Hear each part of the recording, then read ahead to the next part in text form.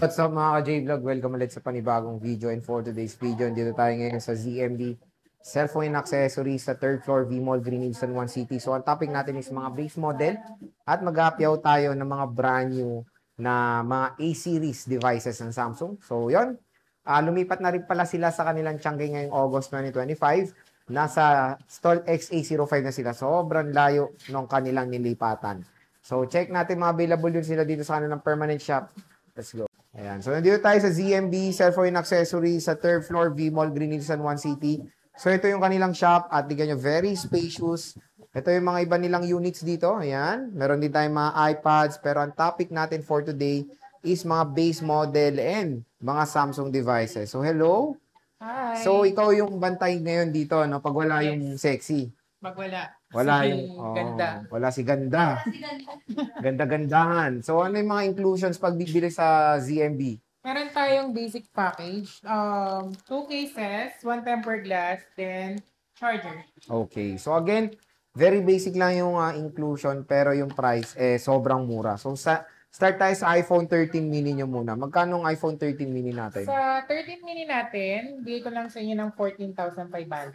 Ayun, 14,500 sa iPhone 13 mini. When it comes sa mga battery health niyan, ano ba mga battery health niyan? Meron tayong 87, meron din tayong 90. All original battery, walang Yes. palit. O yun. So at least dito, kaya lahat Anet is very secured yung mga units nyo na paniguradong walang palit sa mga battery, di ba? And when it comes sa stock, yan na lang stock nyo or ito na lang. di Ayan, bale. yan na lang. Wait natin. So very limited lang stock nung kanilang 13 mini.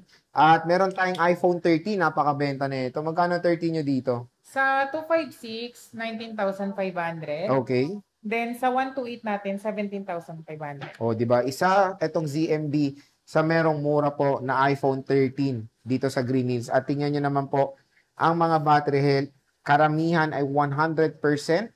Meron tayong mga 80 plus, 82. Don't worry, yung mga 80 plus is mga all goods po yan na mga battery health.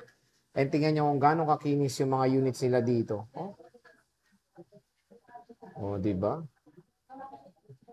Again, ito ay ano na to, last price nyo na to, no? Yes. Oh, last price na. So, ito pa yung mga 13 nila. Mga ibang colors. Ito sa iPhone 12. Magkano iPhone 12 natin? Sa 12 natin na 256, bigay ko lang sa inyo ng 15,500. Okay. Then sa 128, 13,500. Wow, 13,500 na lang po. Naka-iPhone 12 ka na at karamihan din is matataas po ang mga battery health. Sa 12 Pro naman, magkano 12 Pro natin? Sa 128 natin, 16,500. Then sa 256 is 18,500. Oh, di ba?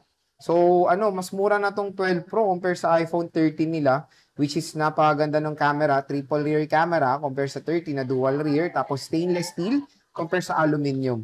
So, when it comes sa mga battery health, yan, may mga 80 plus, may 100, pwede nyo naman po pa Trio Tools yan.